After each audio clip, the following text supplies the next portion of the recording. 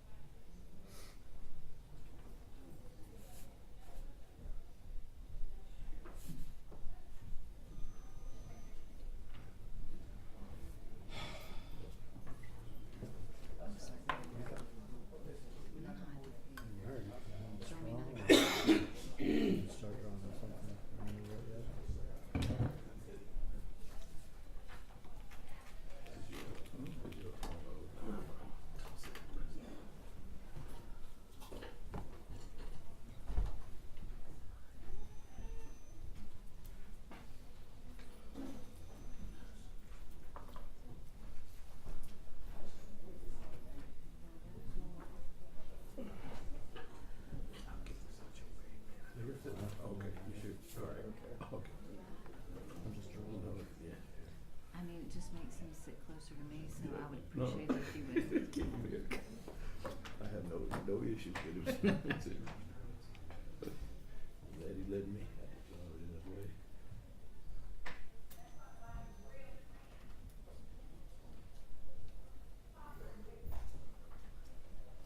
I'm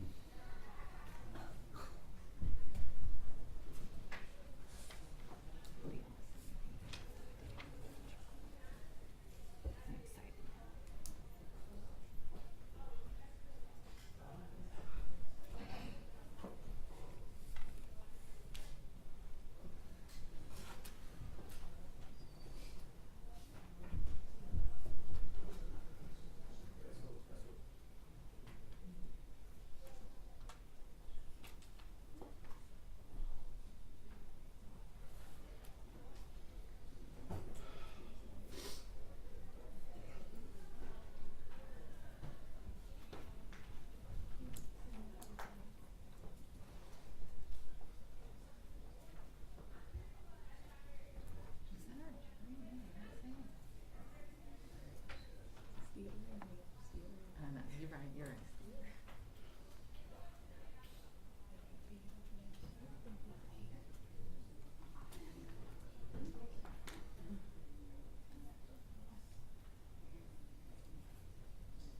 I wonder where they ate last night. Anybody ask? You didn't ask. Yeah,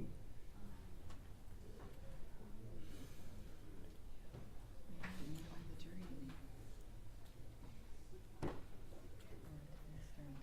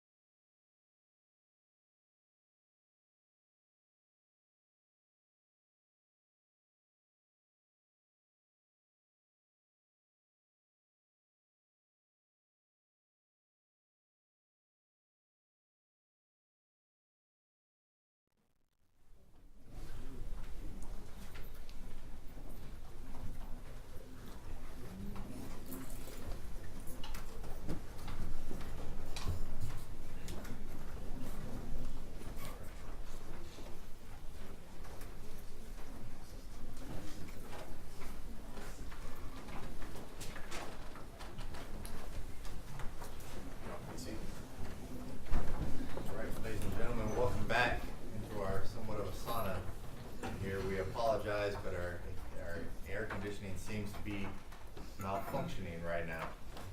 We want to also make sure you all understand, sometimes it can be a little difficult after lunch, after we've eaten, to sit in here, especially when it's warm.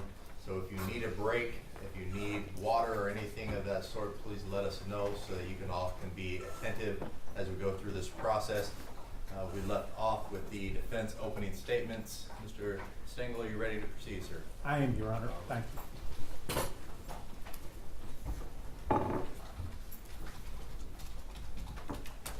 Good afternoon. Mike Stengel, and along with Mr. Steve Leffler, it's our privilege to represent Demetrius Haley. Choices, ladies and gentlemen. If you want a theme for this trial, I'd suggest to you it's choices. Demetrius Haley chose to become a Memphis police officer. He entered the MPD Training Academy in August 2020 at the height of COVID, graduating in January of 2021. From there, like all graduates, he rode in a two-man car with what they call a field training officer, a senior officer who helps new graduates bridge the gap between the classroom and enforcing the law on the streets of Memphis. He successfully completed that field training program, became a patrolman, and in October of 2022, he was assigned to the Scorpion team. Scorpion Team 1. Scorpion was different, ladies and gentlemen. As Mr. Hagerman said, they didn't have a precinct to patrol. They dressed differently.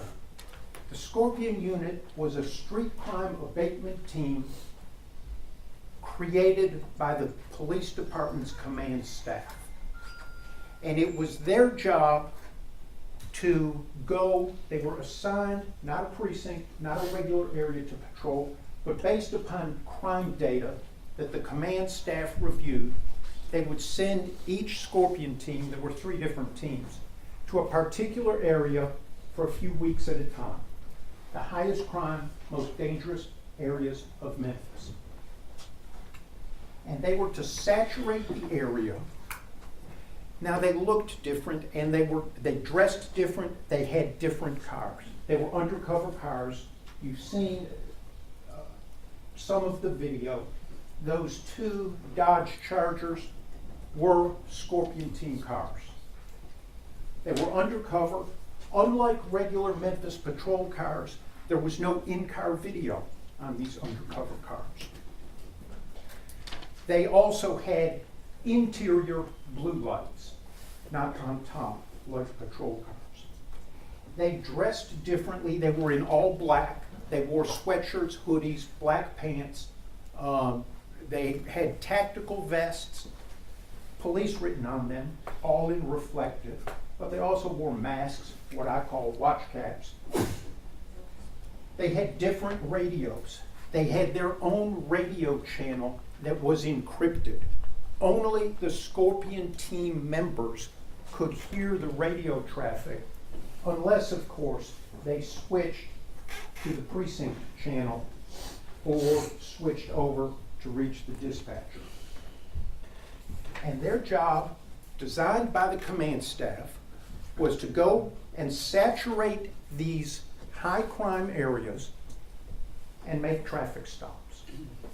The law is very clear, and these officers were trained at the academy, that the United States Supreme Court has said, as long as you see a traffic violation, it is okay to make a traffic stop, even if you have an ulterior motive. And the command staff gave the Scorpion team members an ulterior motive. They needed a traffic stop, they needed a traffic violation to make a valid stop, but they weren't making the stop to write a ticket. They were looking for people with warrants, they were looking for guns, they were looking for gun switches, and they were looking for drugs. They were there to suppress crime.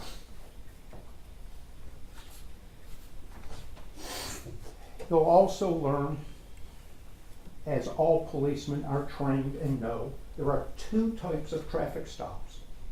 An unknown stop, which might be me being blue lighted and pulled over driving home from court today. or a high-risk stop. High-risk stop may be stopping somebody who you know has just carjacked and shot somebody and is driving the carjacked car. There's no such thing as a low-level traffic stop because policing is dangerous. You never know what you're going to encounter. If I'm an unknown traffic stop getting pulled over, I may have a gun waiting for the officer to approach. So it's either unknown or high risk. January 7th, 2023. About 8:20 p.m. at an intersection on Riverdale near Quince Road. You'll learn these streets over the next week to 2 weeks. Just north of I-385, Emmett Martin, a member of Scorpion Team 1, gets on the radio and says he's got a speeding blue Nissan Sentra that's just blown a light. He's going to pull it over. Demetrius Haley, on duty with him on Scorpion Team 1, is right in the area and acknowledges he'll assist with the traffic stop. Another Scorpion Team member, whose name you've heard, Preston Hemphill, is also right there. He acknowledges he'll assist with the traffic stop. Driving down Riverdale, which has a 45-mile-an-hour speed limit, Martin turns on his blue lights, turns on his siren, and the blue Nissan Sentra chooses not to pull over.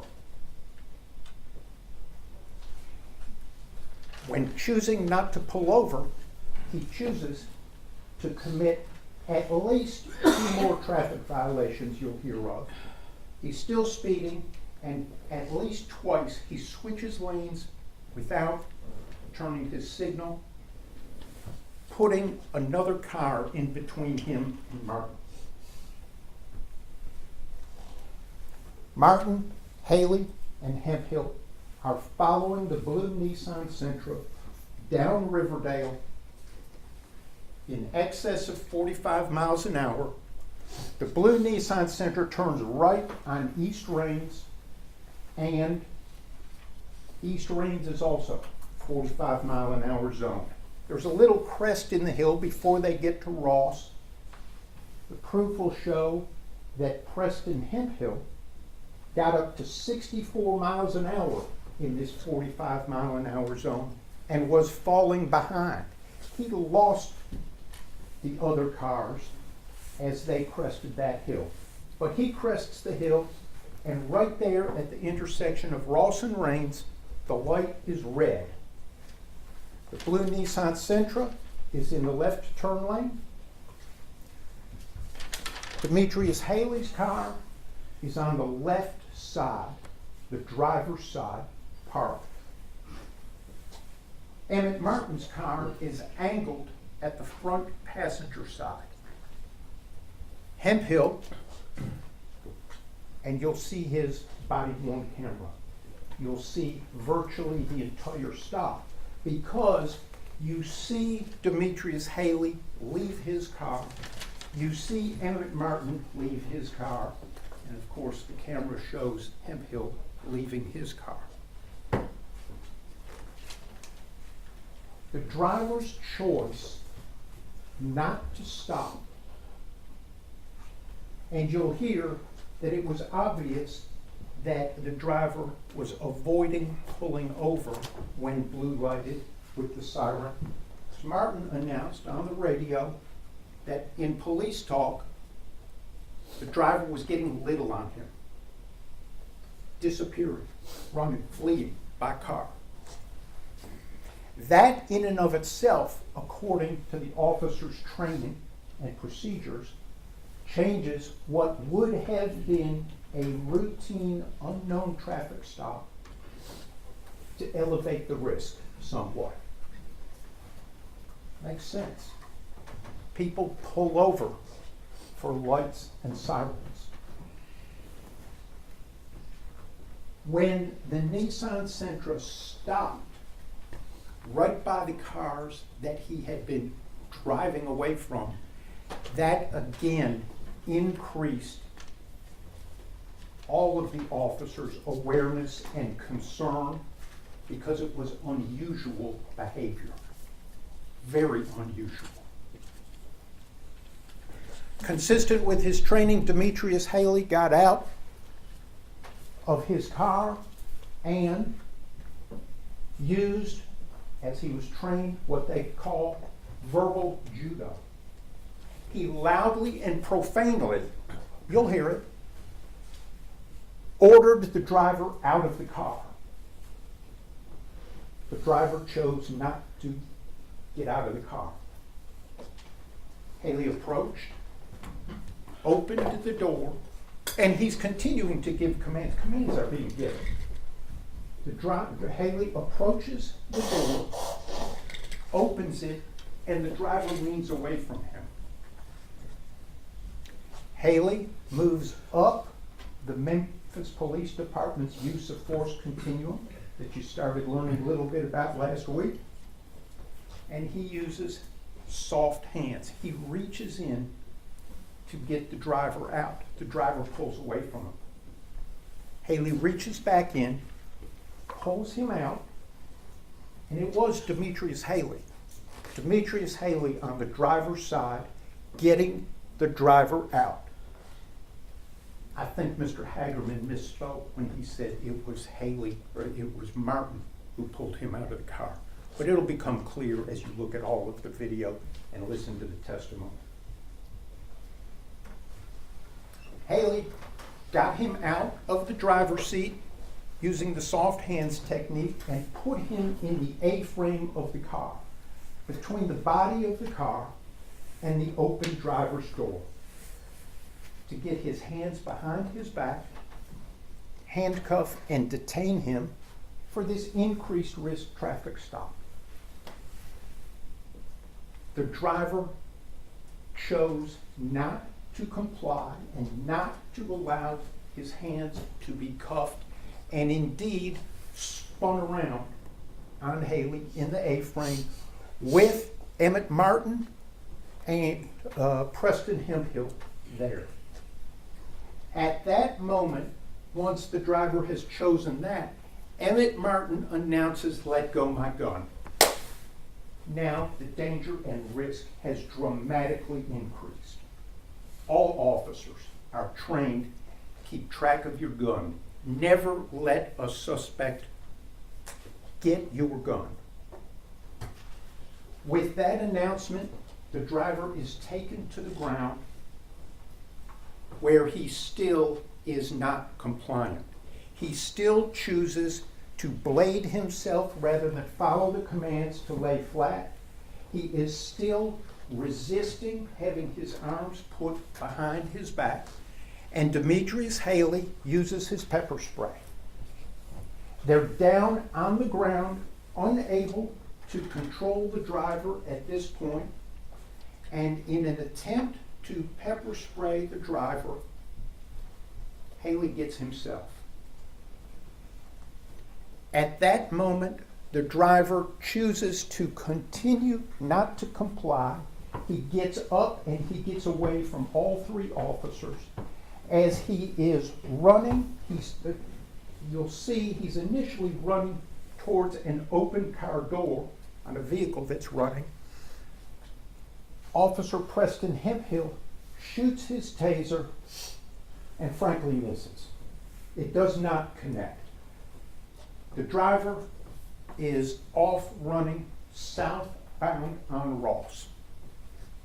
Haley and Hemphill chase him. The chase is very short, a couple hundred yards at the most, before Hemphill falls behind. The driver's frankly faster than Hemphill. Haley is overcome by the pepper spray.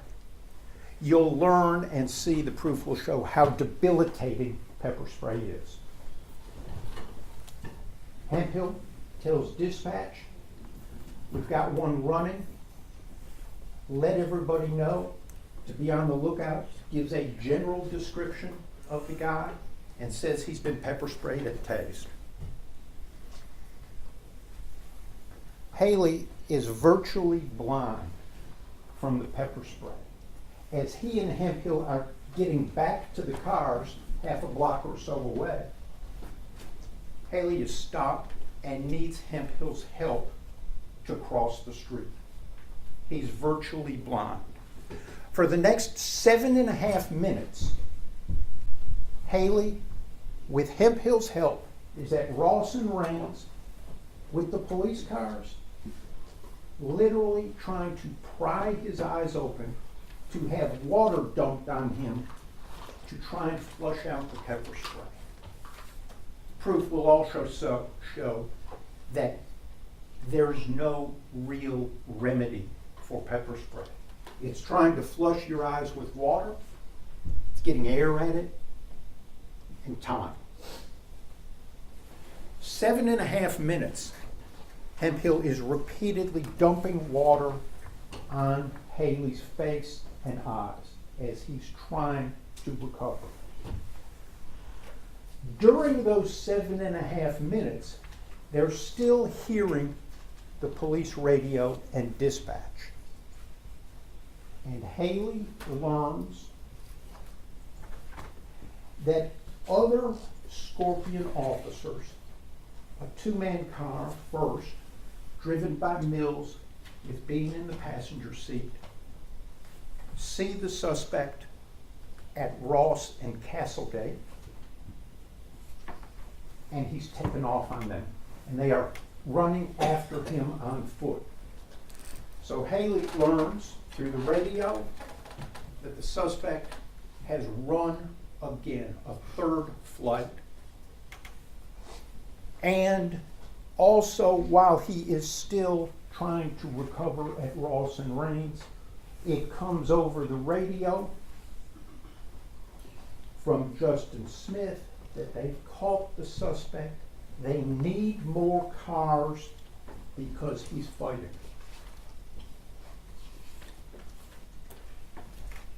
After 7.5 minutes, there's been enough recovery, enough water, hearing his fellow officers need help. Haley puts his tactical vest back on, gets in the car, and heads to Bear Creek and Castlegate. Arriving there, the times will mean more over the next several days, but he arrives there at 8:36 and 15 seconds.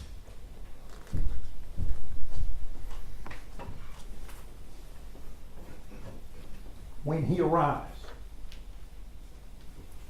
he knows this is the suspect. He knows he's fled 3 times. He knows he's gotten away from Haley, Hemphill, and Martin. He knows he's fled from Mills and Bean. He knows that Justin Smith has called for more cars because he's fighting. As he arrives, the driver and a couple of officers are down towards the ground. The driver has a handcuff on his left wrist, nothing on his right wrist. He is not detained, and the police training is that single cuffed wrist is a weapon, a potential weapon, very dangerous. Haley runs up and chooses to follow his training using now the hard hand technique, a single leg strike, a kick, to his upper arm, a muscle pressure point clothed area of the body, in an attempt to get that arm released so that the other officers on the ground with him can get him handcuffed and detained. It works, and within seconds, the driver is handcuffed and detained. Seconds after that, consistent with his training, Haley gets on the radio and tells dispatch, we need an ambulance. The suspect has been pepper sprayed, tased, and everything, is his exact phrasing.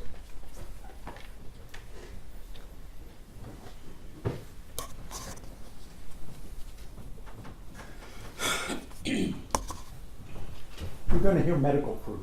You'll hear from the medical examiner and at least one forensic pathologist. The proof's going to be virtually identical. Cause of death goes back to blunt force trauma to the head, which led to a stroke or strokes, which led to cardiac arrest, and over the next 3 days, organ failure and death of the driver at St. Francis Hospital. All of the force and all of the trauma is on video, and you're going to see it. You have to piece a little bit together because some parts are on different officers' body-worn cameras and some on the Skycop cameras. But they all have a timestamp on them, and the body-worn cameras all have a camera number that I call an axon number. It's an axon camera system, AXON, and then a lengthy number. So you'll know whose body-worn camera you're watching at the time you're watching. At Ross and Rains, Demetrius Haley used soft hands in this high-risk traffic stop to get him out of the car. Used pepper spray and helped to take him to the ground after Martin announced, "Let go my gun." The driver took off and ran. Hemphill used or attempted to use his taser there at Ross and Rains. At Castlegate and Bear Creek, you'll see that the driver was tackled.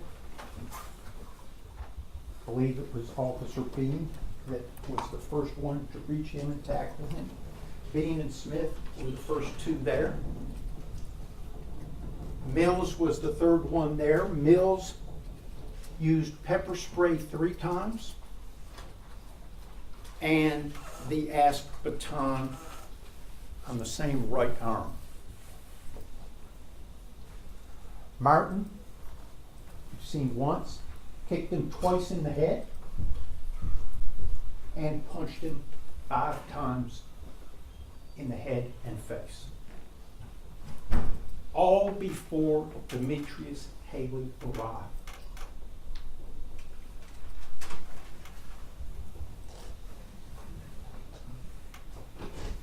Proof and common sense show that you can't intervene in something you weren't there for and didn't know about.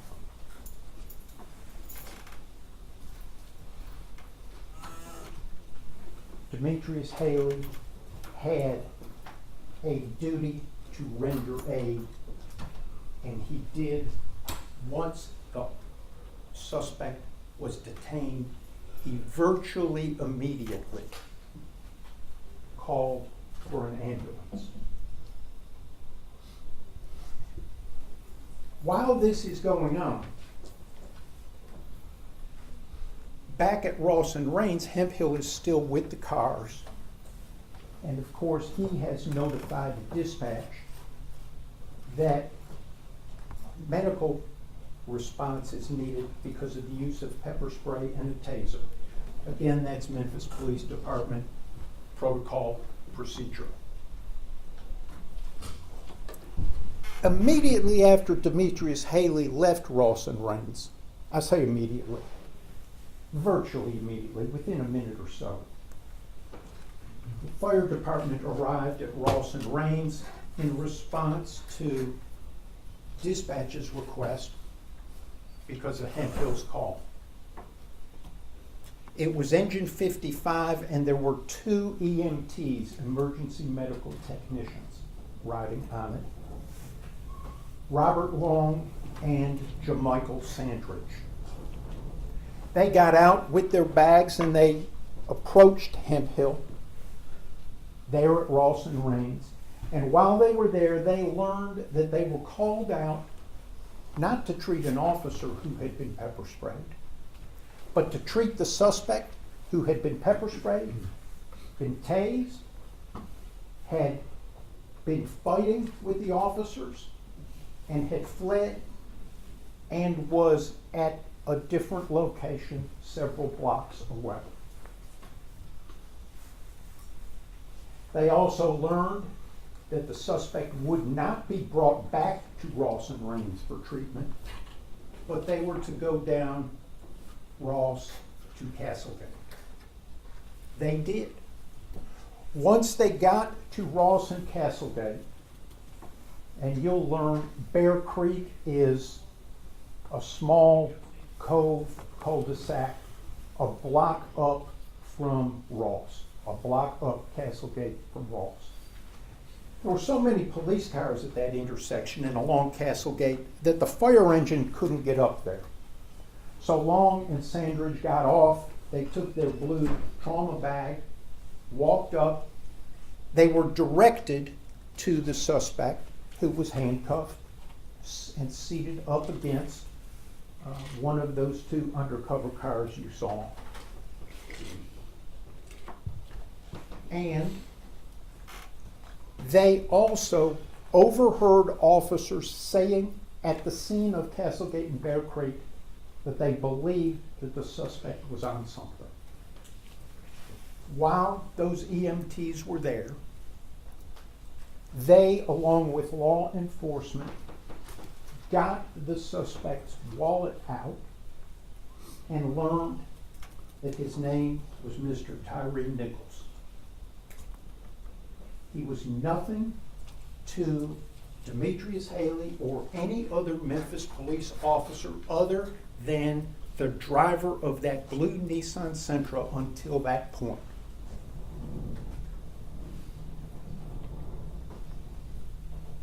When Long and Sandridge arrived and were directed to Mr. Nichols, he was alert, he was oriented, he was answering questions. His speech was slightly slurred. He told them he was 29 years old. He admitted that he had been drinking some alcohol. He sort of ignored the question about drug use. He neither admitted nor denied drug use. He just really didn't respond. He didn't complain of pain. He didn't say anything about what had happened. He repeatedly said, "I want to be uncuffed," and stood up. Those EMTs spent the next 14 minutes standing and observing Mr. Nichols. They also, can't remember if I said, they checked and his pupils were pinpoint, which to them was indicative of the suspected drug use. Because of that, EMT Long called for an ambulance. He and Sandridge stood and observed Mr. Tyre Nichols for roughly 14 minutes. And you'll see them. No vital signs taken, although their paperwork said they were. After that 14-minute mark, an officer, off camera, but you hear the voice. Now, believe that it's Justin Smith, but you'll make your own determination. But an officer says something, "Hey, are you okay?" directed at Mr. Nichols. EMT Long is there, and he notices a change in Mr. Nichols' condition. He performs a sternal rub, which is basically a knuckle in the breastbone, to see how responsive he is. And Mr. Nichols responds to that. At that same time, the ambulance, Unit 28, arrives. It is staffed by another EMT, Jalen Jones, and a paramedic by the name of Jesse Guy. The paramedic has more education and is able to provide a higher level of care and perform procedures and administer drugs that an EMT can't. Mr. Guy takes over the care, immediately gives him Narcan, intranasal Narcan, in an attempt to counteract what may be an overdose. By this time, Mr. Nichols has gone from alert and oriented to responsive to pain to unresponsive. The paramedic starts an IV, more Narcan is given, he is loaded onto a stretcher, put in the ambulance, and the ambulance is off to St. Francis Hospital. Virtually when back doors of the ambulance are closed and EMT Long from Engine 55 ends up driving the ambulance in the back with Mr. Nichols and treating him, the paramedic Jesse Guy, the other two EMTs, Jermichael Sandridge and Jalen Jones, who had arrived in the ambulance. He is treated, he goes into cardiac arrest, and gets CPR, various drugs, and is transported to St. Francis Hospital, where the care is transferred to the emergency room.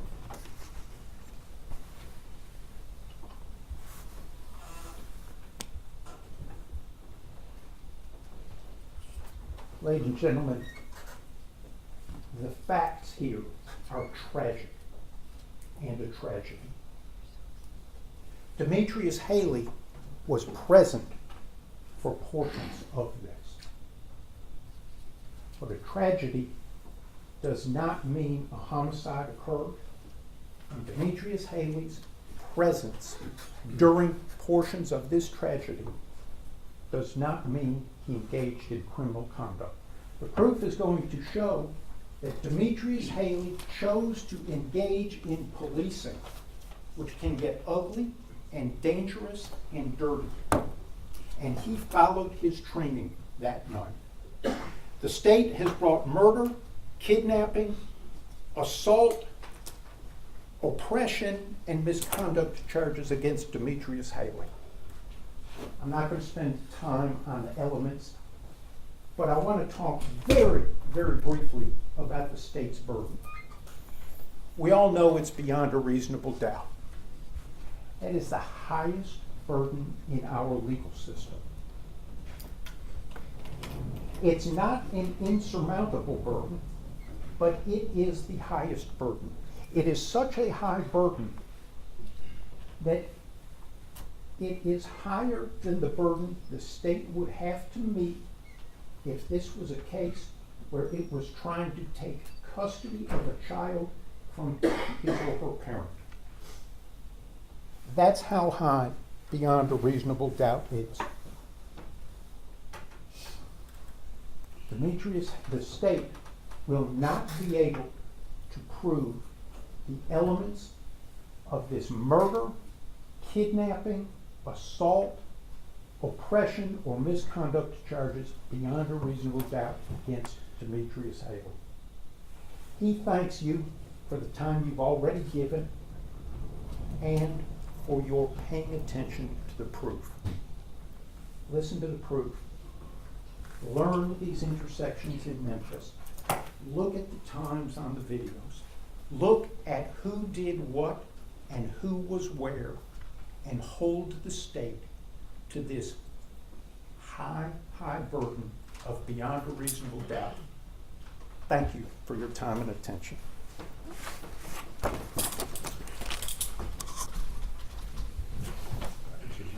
Yes, sir.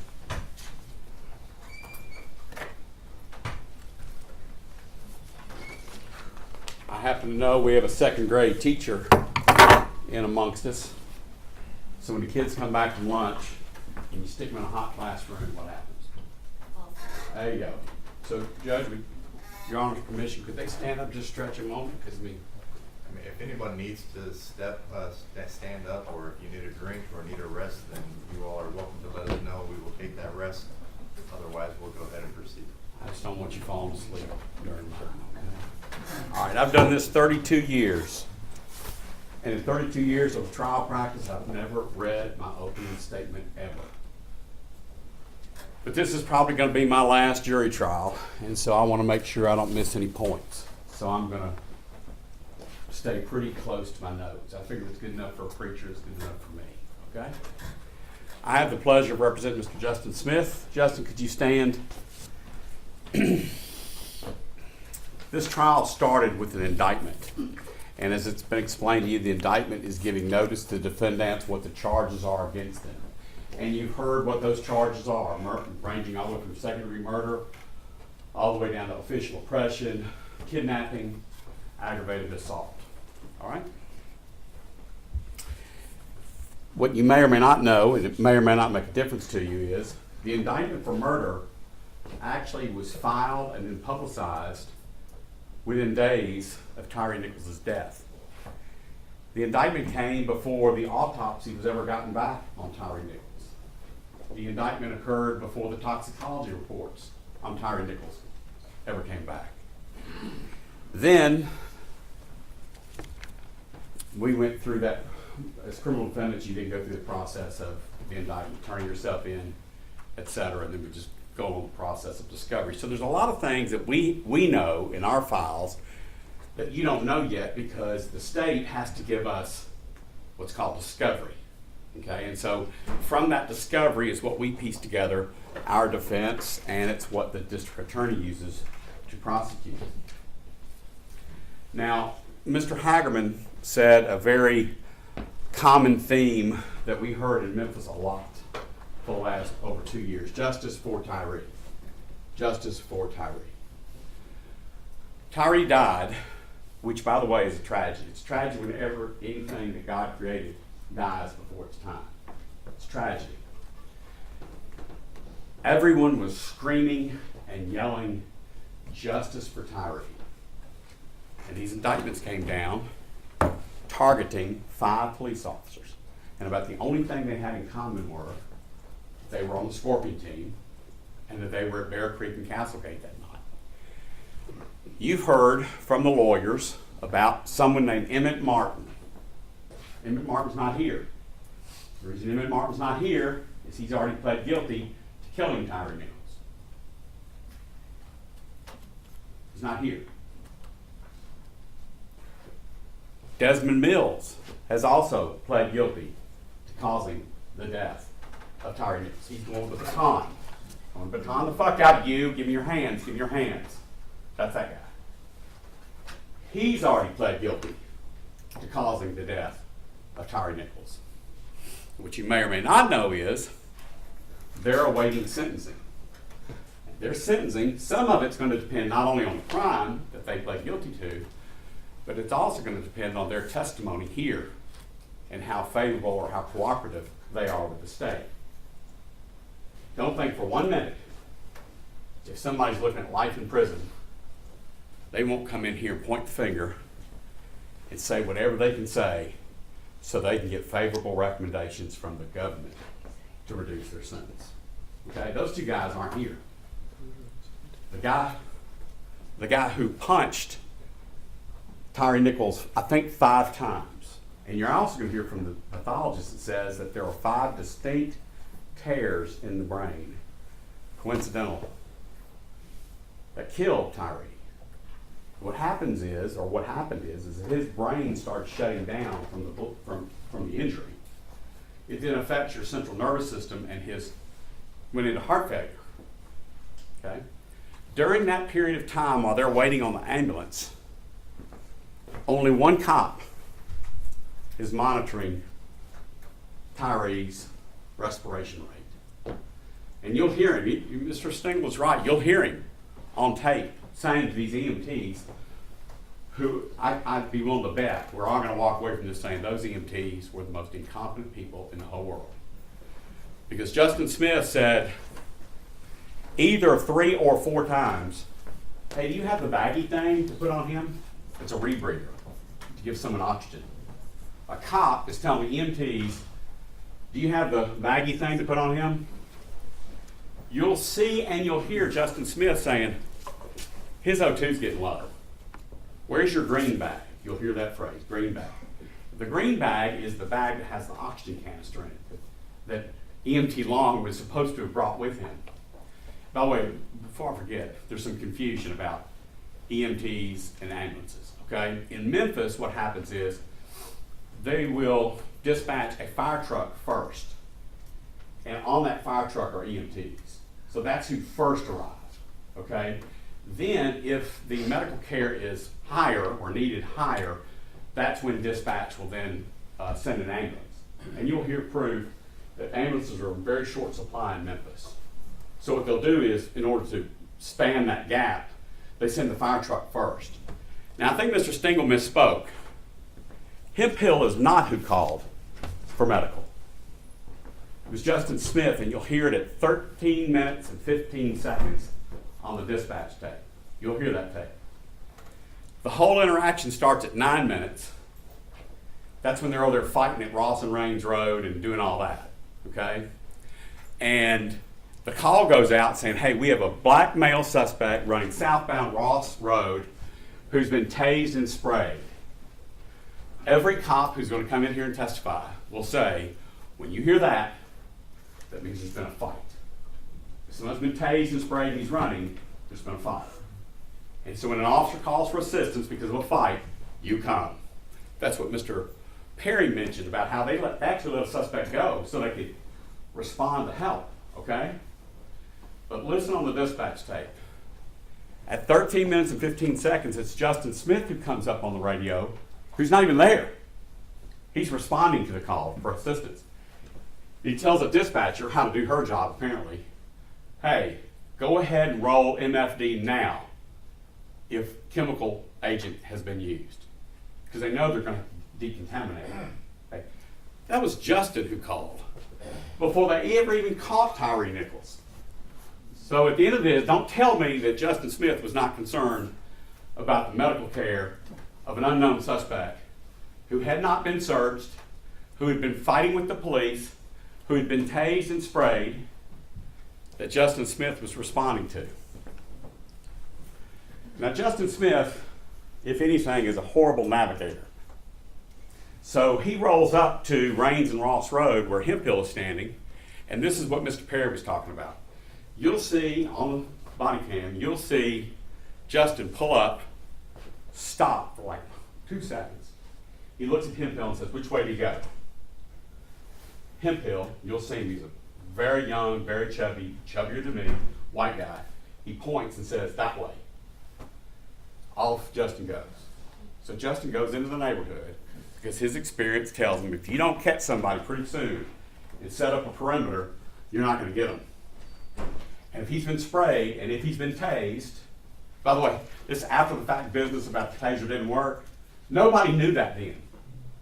Okay? You'll see Tyre Nichols run away from the taser, taking his coat off. I don't even think Tyre Nichols didn't know that he had been tased. But if you don't get medical to check someone out, you could find them later in a bush dead for an asthma attack, shock, whatever, heart attack, whatever. So Justin calls dispatch. Can we set a perimeter up so we can get this guy? Okay? And as Justin's sitting at a stop sign, trying to figure out where he's going, he looks up and he sees Tyre Nichols running and Tadarius Bean chasing after him down a dark street. We people who are not cops, that don't work the 6 p.m. shift, 6 p.m. to 2 a.m. shift, in the second most dangerous city in the United States, don't understand what it is to run down a dark street after a suspect who has now run from the cops 3 times and he's unsearched. You will hear proof that Justin Smith, in a short 4-year, 5-year period on OCU, that's organized crime, which is the umbrella to Scorpion, made over 1,000 felony arrests. Think about that. That's almost 1 a day. That's how dangerous Memphis is. We are the 5th most, this is FBI statistics, 5th most dangerous city in the world for murders. And Tadarius Bean is chasing this man down a dark street and tackles him. Justin's sitting in his car. He sees this happen. So Justin makes the choice. We hear about choices. Justin makes the choice to get out of his car and help Tadarius get this guy in handcuffs. Okay? Now, I may or may not misquote Justin. If so, please forgive me. The tapes will be my guardrails, okay? But the first thing Justin and Tadarius say is, bro, give me your hands. Give me your fucking hands. Man, just give me your hands. And they want to take issue with the fact that they had his hands, okay? But I want to tell you something, and every cop that's going to testify will tell you that as old as I am, if a cop grabs my hands and I don't release my arms, it'll take 3 cops or more to get those arms behind my back. So as they're screaming, give me your hands, and they've got their hands on him, that's like, give me your hands so I can put them behind your back and handcuff them. Okay, that's what that means. They don't have to say, sir, could you please relax the deltoid muscle on your arm so that I can take your arm and put it behind your back and safely handcuff you? No, give me your hands. Tyre must have known what it meant because he wasn't giving those hands. Okay? Justin was able to get 1 handcuff on the left wrist of Tyre Nichols. You'll see this in the video, okay? So imagine that handcuff. By the way, these are the actual handcuffs that were used to arrest Tyre Nichols. Now imagine this on my left wrist. This has not been clasped onto the right hand yet. Those serrated teeth right there, I flicked that 1 time, that's it. The Memphis Police Department trains their officers that if a suspect gets the cuffed hand away, you can use lethal force on them. Shoot them. Now that's what they train. Now while this is going on, Mills, and as Mr. Hagerman correctly stated, it's kind of a theme of this case, Mills came up and sprayed everybody in the group. He sprayed Nichols, he sprayed Bean, he sprayed Smith with very powerful what's called OC spray. It's pepper spray. Much more powerful than what you buy at Dick's or Academy Sports, okay? And you'll see training videos on that. 1 shot, 1 squirt in the eye will shut you down. You're not going to see, you're not going to breathe, and remember you're on a dark street with 1 handcuff. Justin wears glasses, as you can see. His glasses were knocked off in the fight. He's got pepper spray, he's breathed it in. And people want to take issue with what Tadarius and Justin were doing. Guess what Emmett Martin did, the one who pled guilty to killing him? Guess what Desmond Mills did, the one who pled guilty to killing him, when he sprayed it? Those 2 walked off and took a 1.5-minute break to get their breath back. And you'll see all this on video. You got Mills over there breathing, snotting, spitting. You got Martin, who's like this big. Whoo, whoo, can't breathe. Not Tadarius and Justin. They still got their hands on him, on Nichols, trying to get him. And you'll see him bent over at 90 degrees. By the way, the white tennis shoes are Justin. Justin had blown his knee out the night before on another chase where he caught somebody. He wasn't even supposed to be at work. You'll hear from his wife. His wife told him not to go to work. He's been over. He also has they call it, someone's been calling it tactical vest, but it's a bulletproof vest, okay? Justin's bulletproof vest has 2 reflective strips along the rib cage. So it's real easy to keep an eye on Justin during this whole altercation. Tadarius, about the same, a little bit bigger than Justin, he has a black hoodie on, so he looks like a cone head as he's wrestling with Tyre Nichols. These cops arrest violent felons every night. And every cop who will come in here and testify will tell you that Tyre Nichols was the most difficult arrest they've ever made. He had superhuman strength. And I'll bet you right now you're asking the same question that everybody in the world was asking. Why did Tyre Nichols run from that first traffic stop with Emmett Martin, Demetrius Haley, and Hemphill? Why did he run? Just traffic stop. I mean, traffic stops happen in Memphis all the time.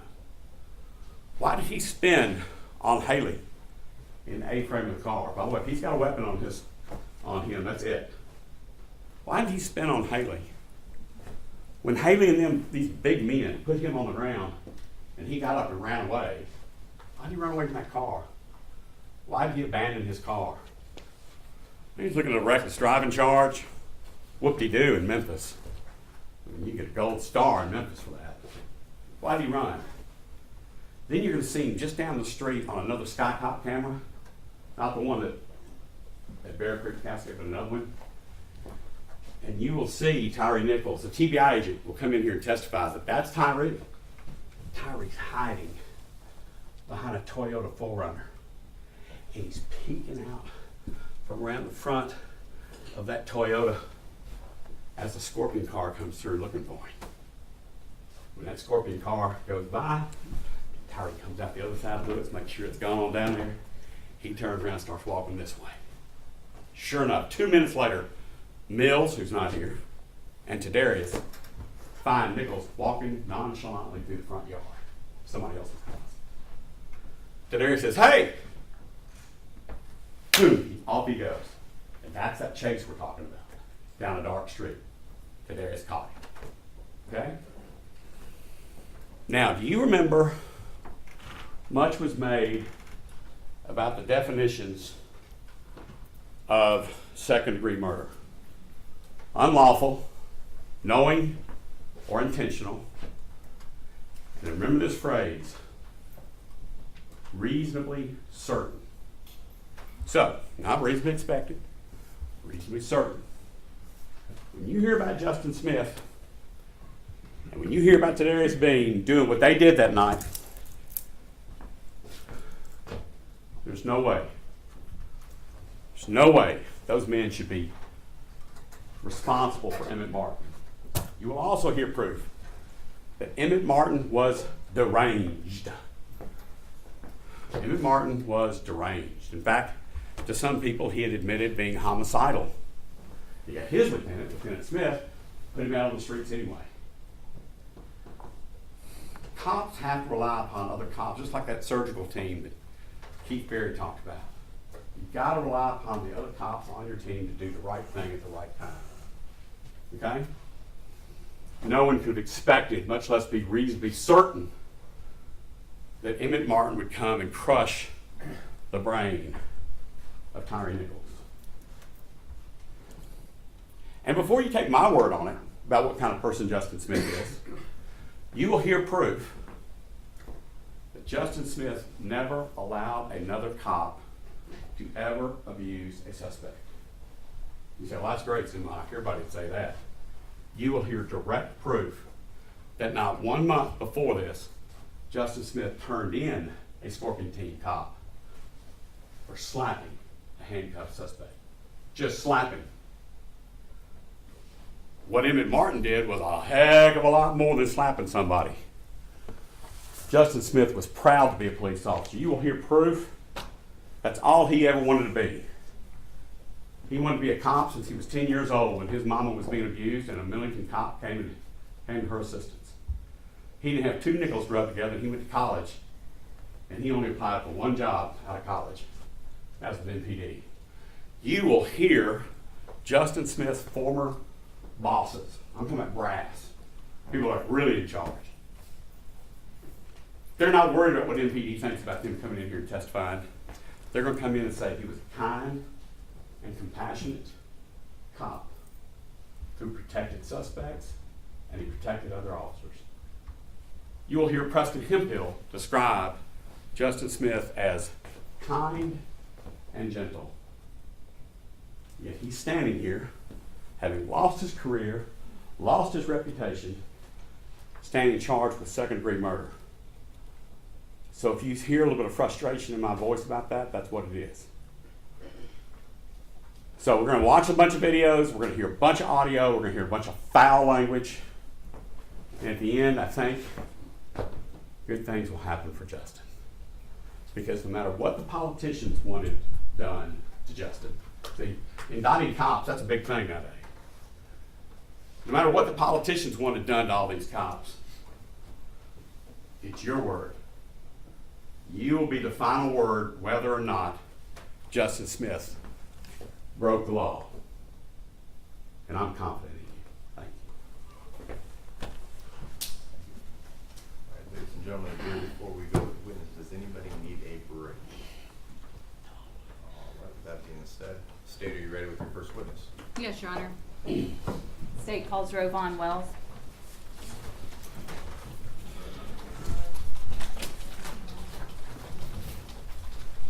Come on, Wells.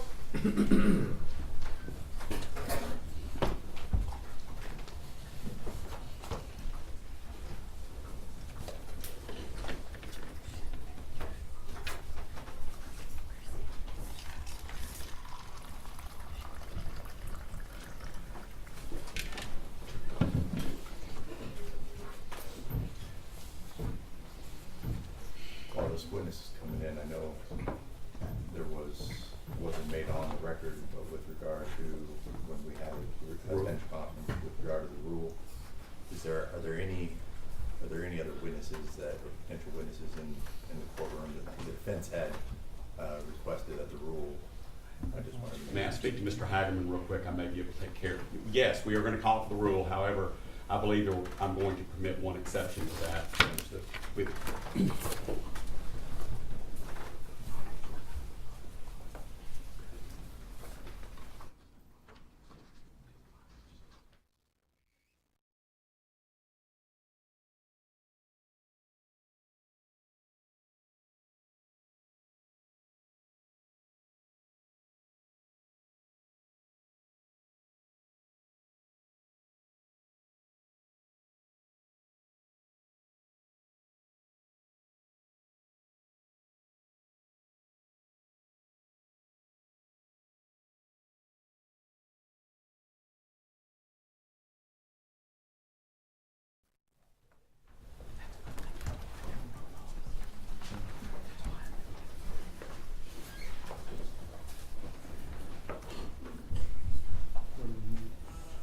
You ready? Your Honor, we may need just a 2-minute recess. Ma'am, you can just have a seat right there on that, there's room on that front row. Your Honor, I'll shorten that to a.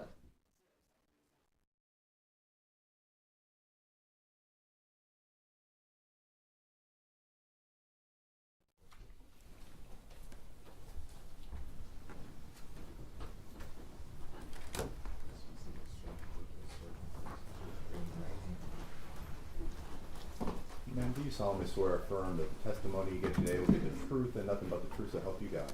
Yes. All right, please have a seat and please watch your step.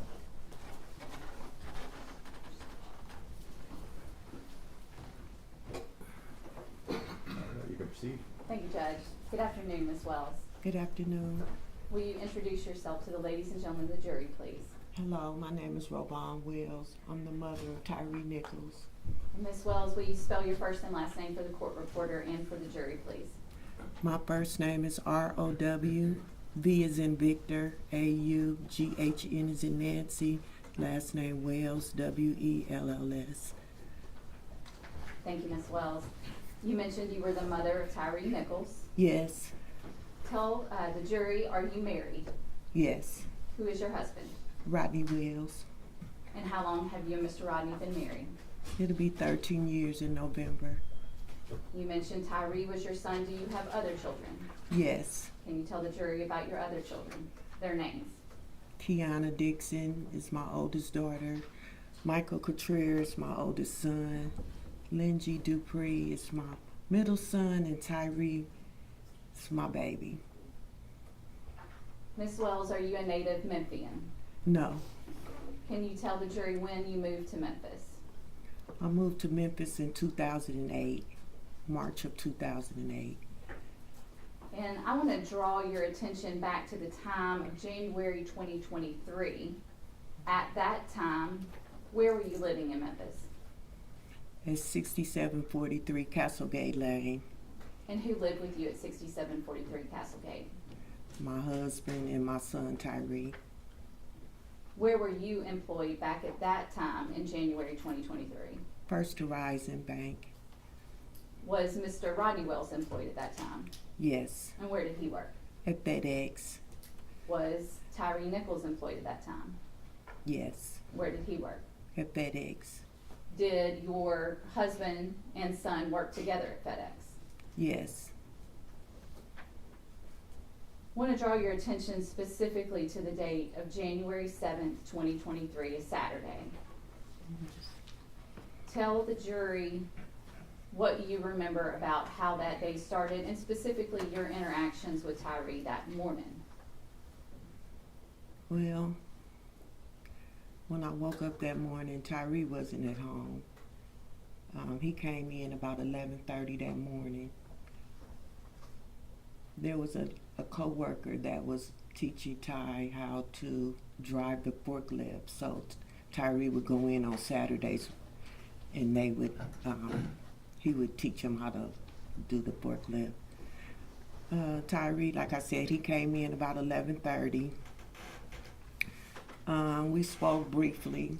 He went and laid down. He got up about 2 o'clock or something like that. He took a shower, messed around the house, and about 3:30, he was on his way out the door. And as he was on his way out, did you have a conversation with him before he left? Yes, I was actually in the kitchen. I had just was taking out some food for dinner that night. He asked me what I was cooking. And he said, "Mama, are you getting ready? Are you cooking some chicken?" And I said, "Yes." And he said, "Well, how are you going to make it?" And I said, "Well, I think I'm going to do sesame chicken today." And he just kind of rubbed his stomach. Okay. So about 3:30, he was on his way out the door. He hugged me and said, "I'll see you later." Did he enjoy your sesame chicken? No, he never made it home to enjoy my sesame chicken.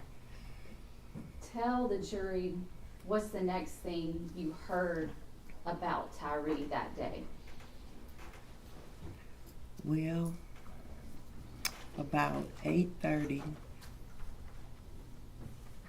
I say about 8:30-ish, 8:45, somewhere up in there, we got a knock at the door. My husband and I, we were getting ready to watch a basketball game.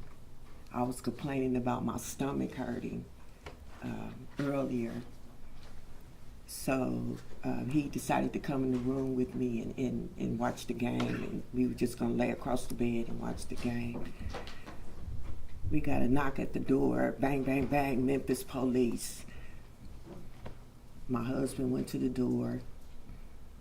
I heard a gentleman say, "Does Tyre Nichols live here?"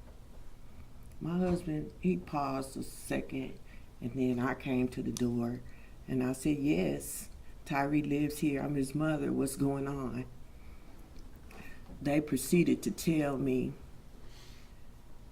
the police officer that was at the door, it was actually 2 police officers at the door. One proceeded to tell me that Tyre was arrested. And I asked them why he was arrested. And they said for DUI. And DUI, that didn't sound right to me.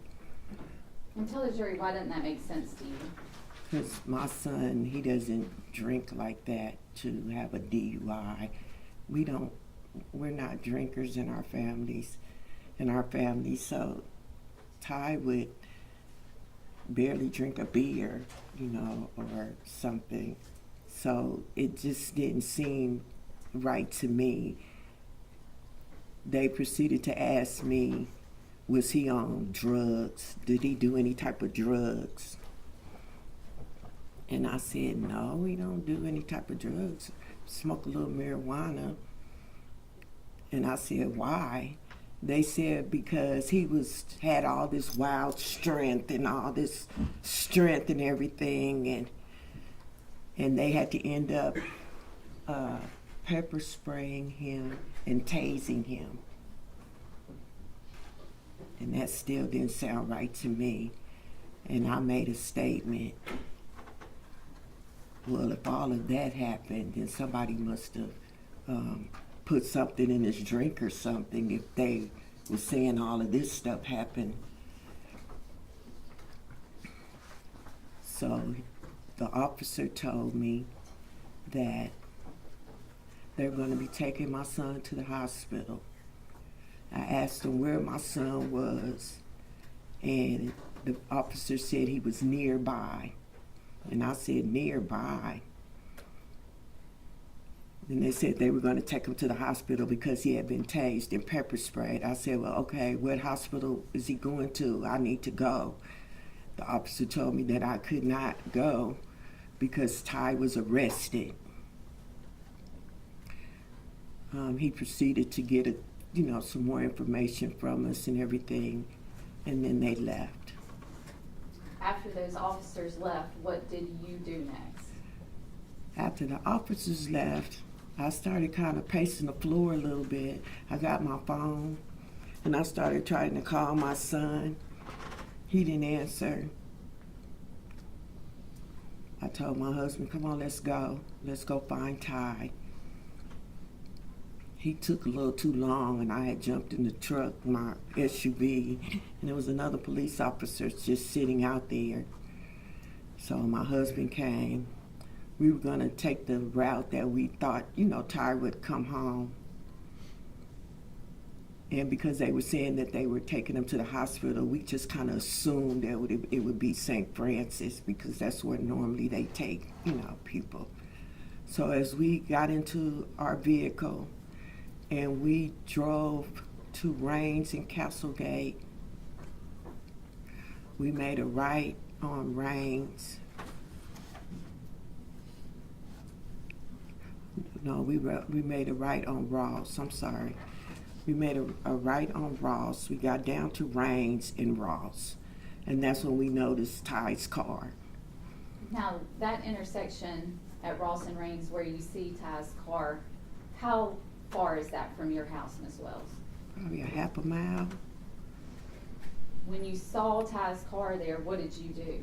We immediately pulled over, and I got out the car and I started speaking to the officer that was there. The officer asked me again.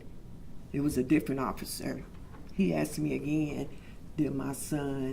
was my son on any type of drugs or anything, because he just had all this strength and all this Hulk Hogan strength and everything, and they had to do all these things to him in order for them to arrest him. And I kept trying to find out why they were arresting him in the first place. And did that officer you were speaking with at Ross and Rains answer that question for you? No, I don't recall. He just said my son was pulled over for DUI and he ran from the police. I think that's what he said. I can't remember if he said. Did you come into contact with any other officers at that scene, or just one? There was another officer there. They were gathering up the tape. He spoke to me, the officer did, and he handed me his card. After that, we left and went back to the house. At that point, what is your plan? Are you waiting to hear more, or what were you doing during that time? Well, when I got back home, I called my daughter, because I was actually on the phone with my daughter prior to the police coming to the door. And I called to let her know, Ty's been arrested. And she said, what? And after I explained to her what was told to me, we were both kind of baffled about it. And I said, well, there's nothing I can do tonight, you know. I don't even know where he is. I'll just figure it out tomorrow, and I'll let you guys know what's going on. What is the next thing you heard about or from Ty? About 4 o'clock in the morning, I received a phone call from a doctor from St. Francis Hospital. The doctor asked me if I knew if my son was in the hospital. I said yes. I heard he got arrested and he was tased and pepper sprayed. The doctor said, no, ma'am, your son is sick. And I said, what do you mean he's sick? Yeah, object to what the doctor said, other than some of the premise behind it, but she can't go into what his diagnostics are. Your Honor, may we approach?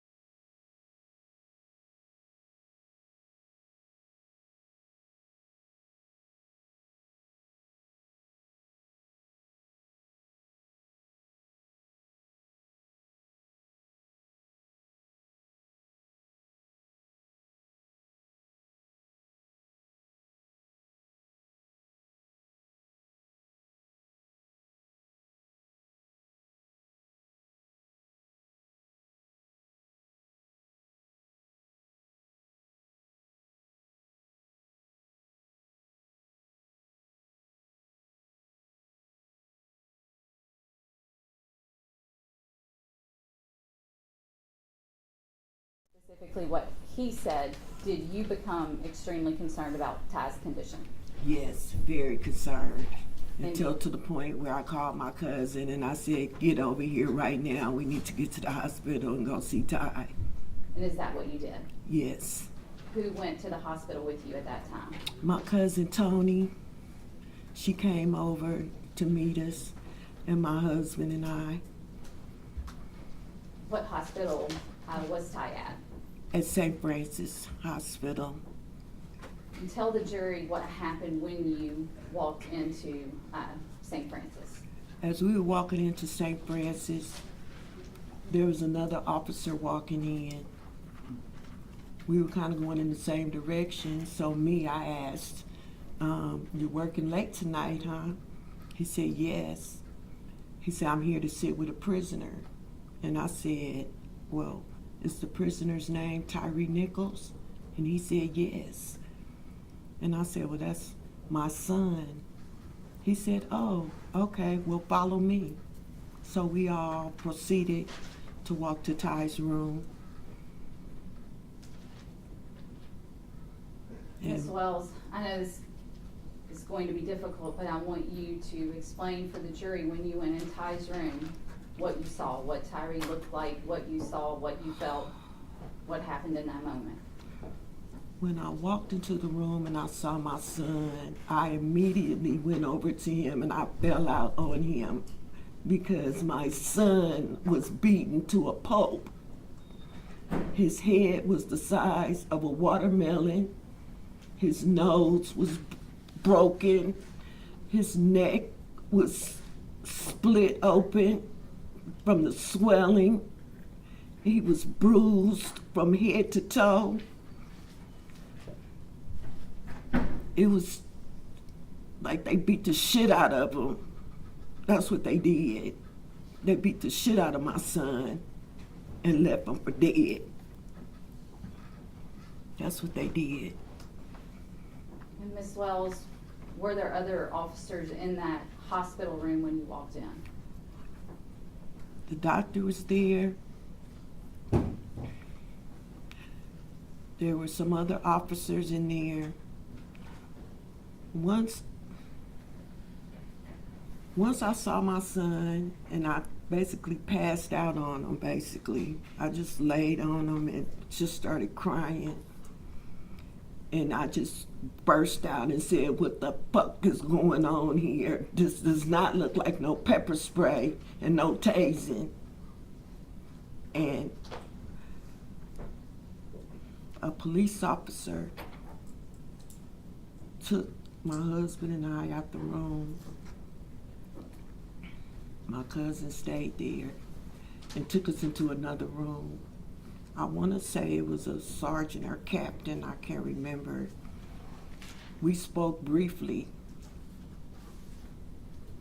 And then next thing you know, all of Shelby County police and everybody was out the room. They said TBI had taken over the case. And all the police officers that were there were gone.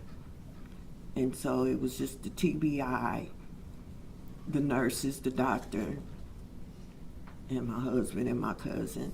We were in the room with my son. When you saw your son, was he ever responsive to you that night? No. Tyre was not responsive.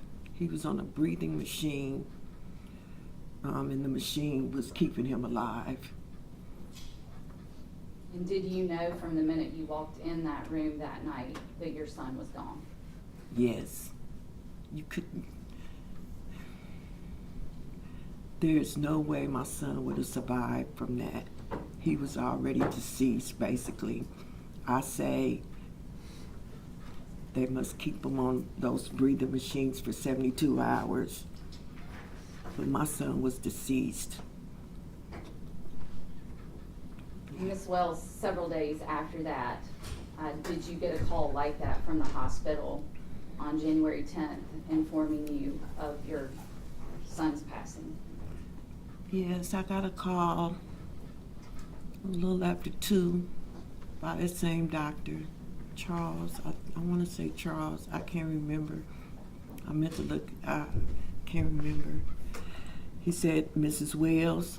I said, "Yes." He said, "This is Dr. from St. Francis Hospital." I said, "Yes." He said, "I just called to tell you that I pronounced your son deceased at 1:41 p.m. And I just lost it. I dropped the phone and I lost it. I lost it. I lost it. I lost it. I lost it. Because the first thing I had to do is try to figure out how I'm going to tell his siblings that their little brother is deceased. That was one of the hardest things that I ever had to do as a mother, is to explain to them. I called my daughter. When I explained it to her, I heard her falling down the stairs. She cracked her nose. And the fact that I'm from California, all my kids still live in California. So it was very difficult to not be there to tell them. I called my middle son, my oldest son, Michael. I told him, I don't even think he even heard me. And the reason why I say that is because a couple days later, he called. He said, Mom, what's going on with my little brother? Why haven't you called and told me anything? I said, Mike, Ty is gone. And he just lost it. He was like, what do you mean he's gone? I said, I told you Ty didn't make it. And he lost it. And then I had to call my other kids. My middle son, I had to call him. And then my god kids, and everybody just started. Everybody knew at that time. Yes, that was the most hardest thing that I ever had to do as a mother, as a parent, to tell the siblings that your baby brother is deceased, and really for no reason at all. Ms. Wells, at the time that Ty passed, how old was he? Ty was 29. He was a 29-year-old young man still trying to find his way in life. You know, he hadn't found his way yet. He was getting there. He loved to skateboard. Ms. Wells, I'm gonna pass you a picture.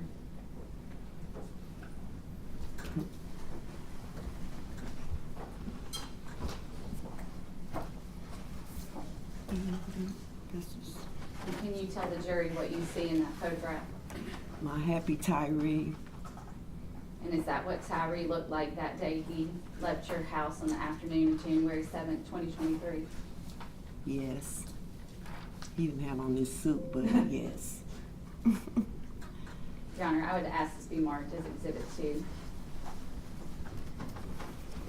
All right, we will just go ahead and first enter the stipulation on the record for Exhibit 1, and then we will show the picture of Tyre Nichols as Exhibit 2.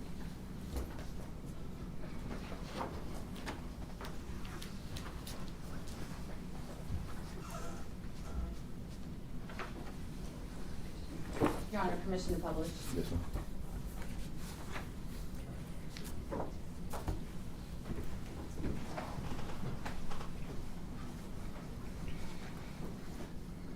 And Ms. Wells, looking up at the TV screen here in the courtroom, is that the photograph of Tyree?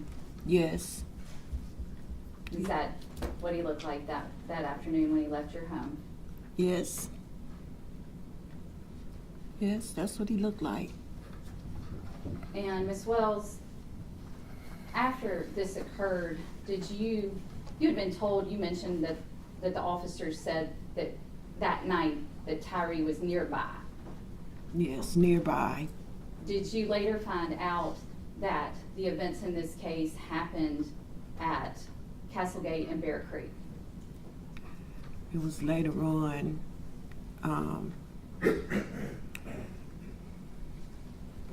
Actually, my son,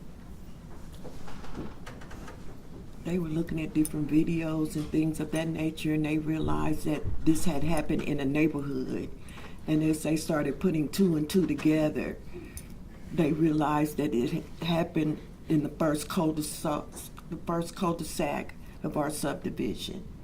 And tell the jury, if you can, about how far from your front door to where this happened, that cul-de-sac where Castlegate and Bear Creek is, how far away is that?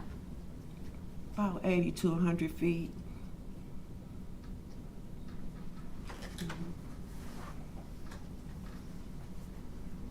Ms. Wells, I'm going to pass you another photograph. Ms.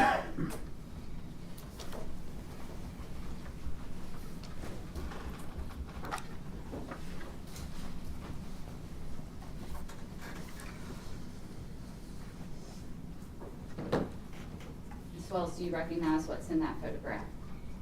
Yeah, I recognize And can you tell the jury what you see there? my son beaten to a pulp And where was that picture taken?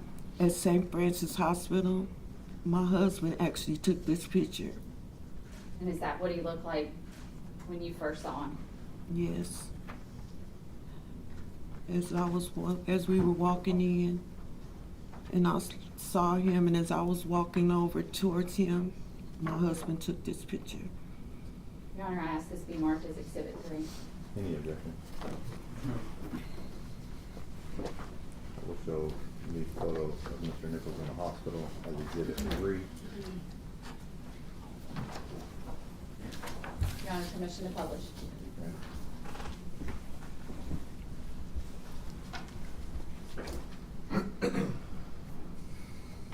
Ms. Wells, looking at the TV in the courtroom, is that the photograph you just looked at? Yes, And is that what your son looked like when you first saw him that night? yes. Or the early morning hours of Early January morning. 8th? Yes,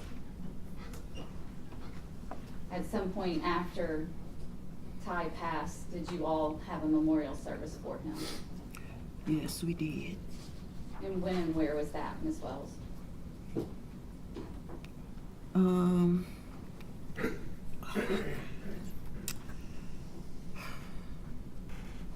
It was approximately, I can't remember the date. That's okay.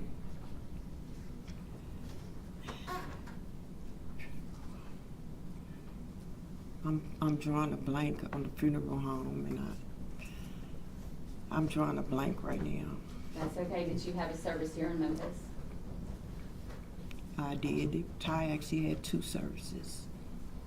And if one was here in Memphis, where was the other? Both of them were in Memphis. Okay. Yes.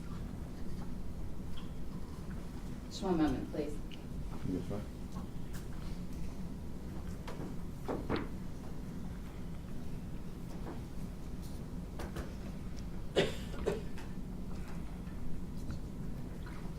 Your Honor, we passed the witness. All right, Mr. Perry? No cross-exam, Your Honor. All right, Mr. Mr. Lefkow. Thank you, Your Honor. As well as, my name is Steve Lefkow. I'm going to ask you some questions. I'm going to refer to your son as Mr. Nichols. I Thank think he you. deserves that respect. Thank you. And so if I use Mr. Nichols, I'm talking about your son. Not only are you the mother of Mr. Nichols, you're also the administrator of his estate. Is that correct? Yes. All right. And as the administrator, Your Honor, may we approach?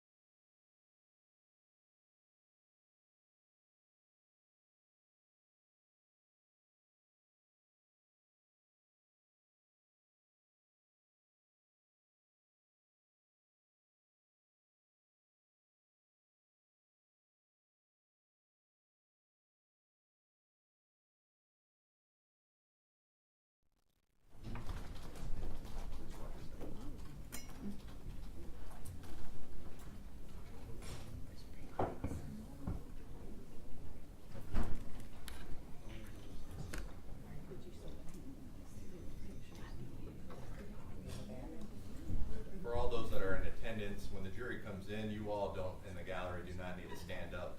We'll just have the attorneys and the defendant stand up, but those in the gallery do not need to stand up when the jury enters the room.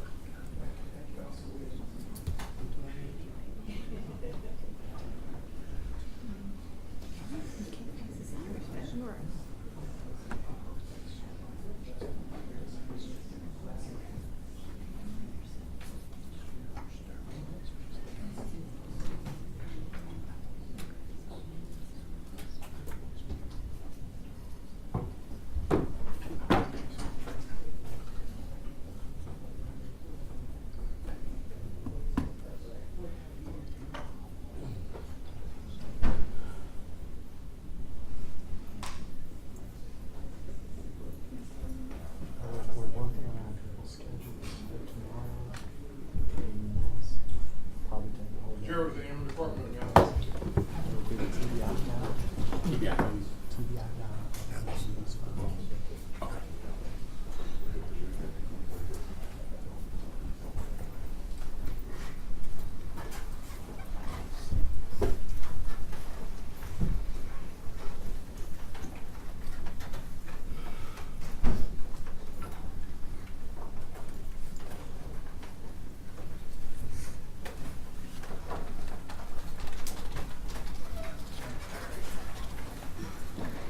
We had finished with Mr. Leffler and his cross-examination. Mr. Leffler. No further questions, Your Honor. All right, Mr. Zuma. I have no questions of Ms. Wells at this time, subject to my other subpoena that we spoke about. All right. Ma'am, those are all the questions we have for you at this time. You can step down. You're welcome to stand in the courtroom if you'd like.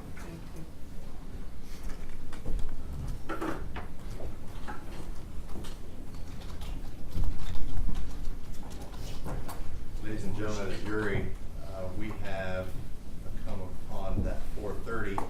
Our next witness may be a little lengthy, so rather than keeping you all here much later, we are going to go ahead and break earlier.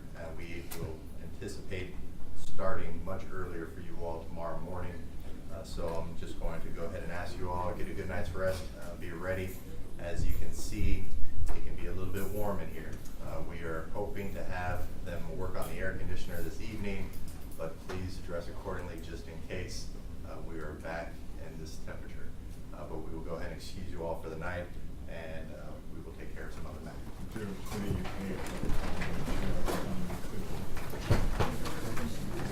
You're being sued.